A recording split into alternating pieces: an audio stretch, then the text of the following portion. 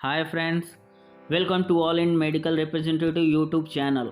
दोस्तों, आज हम मेडिकल रिप्रेजेंटेटिव के जॉब के लिए क्या क्वालिफ़िकेशन चाहिए और क्या एलिजिबिलिटी चाहिए, इसके बारे में बात करने वाले हैं। तो दोस्तों, आपको स्क्रीन पे दिख रही eligibility for role of medical representative. मैंने यहाँ पे 5 टॉपिक्स लिखे हैं: qualification, basic knowledge of science, communication and sales skill, basic knowledge of job and मतलब एमआर के जॉब का बेसिक नॉलेज होना चाहिए, और good learning skills and capacity होनी चाहिए। तो दोस्तों, इस वीडियो में सारी चीज़ों में आगे बढ़ने से पहले मैं रिक्वेस्ट करूंगा, अगर आप मेरे चैनल पर नए हैं और अभी तक इसको सब्सक्राइब नहीं किया है तो कृपया इसे सब्सक्राइब ज़रूर कर लें। दोस्तों, आप अगर मेडिकल रिप्रेजेंटेटिव के जॉब के लिए, एमआर के जॉब के लिए अप्लाई करना चाहते हैं या करने के लिए सोच रहे हैं, तो ये आपके लिए बहुत ही यूजफुल हो सकता है ये चैनल। इसे ज़रूर सब्सक्राइब करें ताकि हम आप तक ऐसी बहुत सारी चीज़ें मेडिकल रिप्रेजेंटेटिव के बारे में अपडेट दे सकें।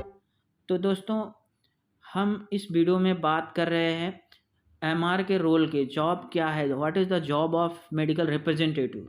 तो पहला मैंने यहाँ पे आपको दिया है qualification, any graduate. Any graduate मतलब दोस्तों बहुत कन्फ्यूज़न रहता है।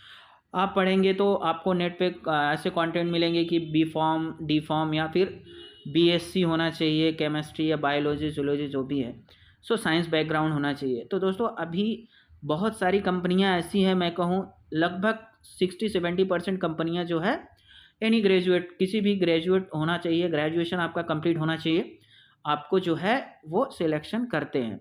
बाकी बात करें तो बेसिक नॉलेज ऑफ साइंस, तो साइंस का आपका नॉलेज होना चाहिए, कम्युनिकेशन स्किल्स होना चाहिए और सेल्स स्किल होना चाहिए, बेसिक नॉलेज होना चाहिए कंप्यूटर का, और basic knowledge of job of MR, मतलब एमआर के बारे में आपको थोड़ा बहुत तो पता होना चाहिए, इसका जॉब क्या है, इसमें क्या आपका फ्यूचर है, क्या ग्रोथ है, good learning skills and capacity.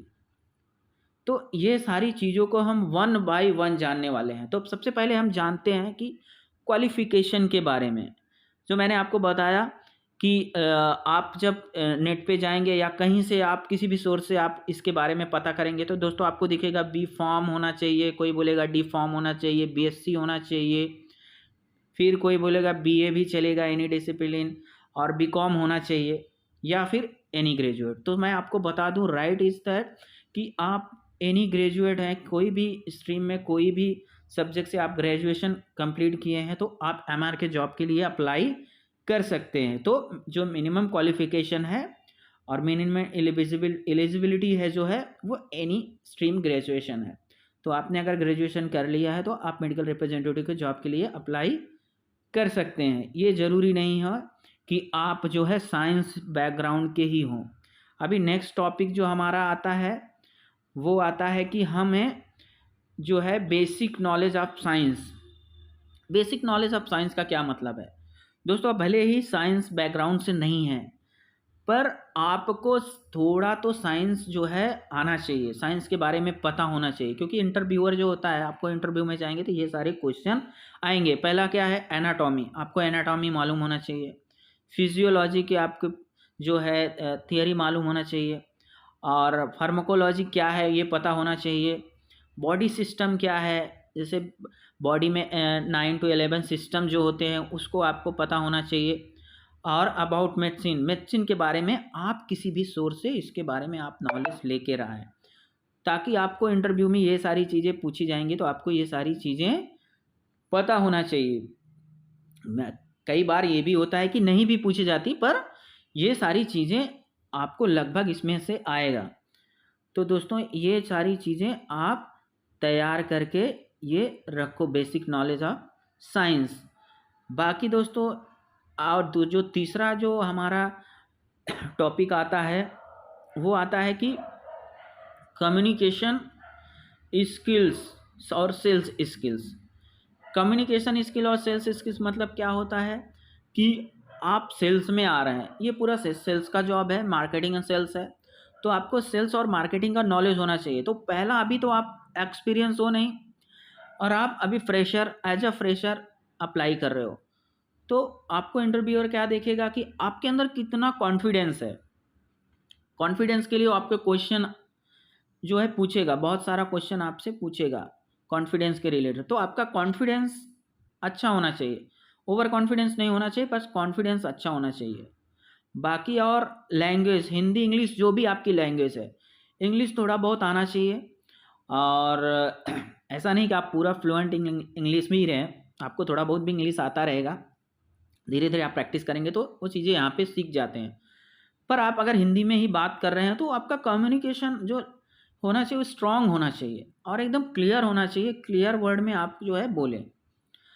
बाकी अगर मैं बात करूँ सेलिंग स्किल्स विद एग्जांपल्स, आपको सेलिंग स्किल जो होना चाहिए, स्किल्स क्या है, कुछ भी आपको एग्जांपल वो दे देंगे, कुछ एग्जांपल दो, आपने कभी कुछ प्रोजेक्ट किए हैं या कभी आपने कुछ सेल्स का नॉलेज है क्या? अगर नहीं नॉलेज है तो समझो मैं आपको कोई चीज़ सेल करने पेन दे देता हूँ या फिर कुछ भी है, ऑप्टिकल्स हैं या मोबाइल्स हैं, कुछ भी आपको इंटरव्यूअर दे सकता है और आपको बोल सकता है कि ये चीज़ें आप सेल करो। तो दोस्तों आपको सेलिंग स्किल्स भी आना चाहिए। बाद में आपका फोर्थ टॉपिक आता है basic knowledge of job. Basic knowledge of job मतलब होता है कि आपके पास नॉलेज होना चाहिए, जो इसके बारे में आप किसी भी जॉब को अप्लाई करें तो इसके बारे में आपको कुछ तो बेसिक नॉलेज होना चाहिए।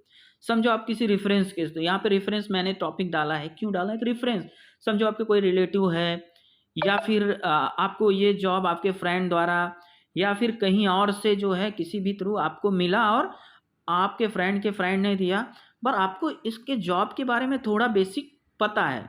Collective knowledge about medicine and medical, मतलब मेडिसिन के बारे में और मेडिकल रिप्रेजेंटेटिव के बारे में आपको ये जो है कलेक्टिव नॉलेज में आप किसी भी सोर्स से, यूट्यूब से या पर नेट पे गूगल पे सर्च करके आपको कलेक्टिव नॉलेज होना चाहिए ताकि आप वहाँ पे रिप्रेजेंट कर सको और एक अपना कॉन्फिडेंस बिल्ड कर पाओ, ताकि आप इंटरव्यू में आप क्वालिफाई कर पाओ। तो इसके लिए ज़रूरी है ये सारी चीज़ें, बेसिक नॉलेज ऑफ जॉब का बेसिक नॉलेज तो आपको होना चाहिए।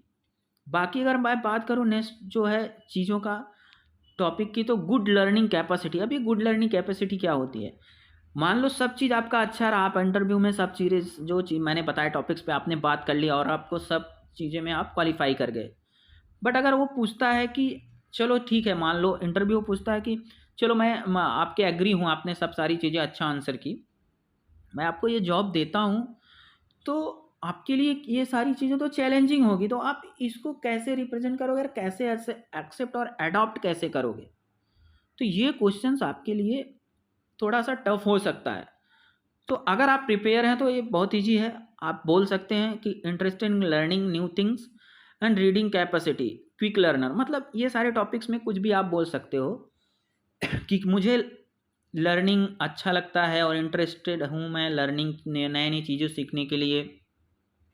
रीडिंग्स बुक, मैं बुक्स को रीडिंग करता हूँ। हो सकता है उसके पास कुछ ऐसी चीज़ें रहें वो आपको दे देगा और बोलेगा थोड़ी देर में 5 मिनट में आप मुझे रीड करके दे सकते हो क्या? तो आप उसके लिए प्रिपेयर, आपकी कैपेसिटी भी होना चाहिए। ऐसे बोलने के लिए आप बोल दोगे कि हाँ मेरे अंदर ये कैपेसिटी है, वो एक लिटरेचर कुछ उठा के देगा और बोलेगा ये आप मुझे पढ़ के 5 मिनट में बताओ।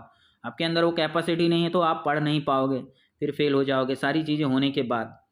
तो आप क्विक लर्नर भी होना चाहिए, फटाफट कोई चीज़ों का जो है आप सीखने की कला आपके अंदर कैपेसिटी होनी चाहिए। तो ये चीज़ें भी आपके अंदर, ये टॉपिक्स और ये स्किल आपके अंदर होना चाहिए।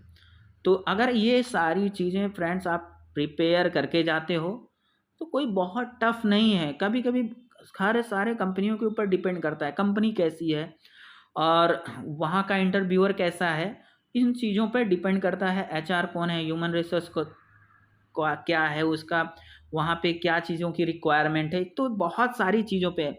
पर मैं आपको कहूँगा आप इंटरव्यू देना स्टार्ट करेंगे, फर्स्ट इंटरव्यू में आप क्रैक नहीं करेंगे, आप 1 2 10 20 कितने लोग 50 इंटरव्यू देते हैं, बट एक चीज़ है, हर एक इंटरव्यू में आपको एक एक नई चीज़ें सीखने को मिलती जाएंगी और आपका कॉन्फिडेंस बिल्ड होता जाएगा। तो आपके पास अगर कोई रेफरेंस नहीं है या तो आप ये चीज़ों को जो है सीख के आप इंटरव्यू को क्वालिफाई कर सकते। कोई बहुत हार्ड इंटरव्यू नहीं होता, सब चीज़ें पूछी जाती हैं और अगर ये सारी चीज़ों आप जो मैंने यहाँ पे बताई हैं 4 टॉपिक्स, अगर ये 4 टॉपिक्स पे आप चीज़ों को करके सीख जाओगे तो आपको ये सारी चीज़ें बहुत ईजी लगेंगी। तो थैंक यू वेरी मच। ये सारी चीज़ें आप तैयार करो और आप बेस्ट ऑफ लक, आप इंटरव्यू क्वालिफाई करेंगे। और अगर आपने अभी तक मेरे वीडियो को जो है लाइक और शेयर नहीं किए तो दोस्तों इसे लाइक शेयर ज़रूर करिए और मेरे चैनल को भी सब्सक्राइब करिए दोस्तों, ताकि मैं आप तक ऐसे बहुत सारे वीडियो ला सकूं और ताकि ये आपके जॉब के लिए हेल्पफुल हो सके। Thank you very much friends once again. आपने ये वीडियो में पूरा बने रहे। Thank you very much.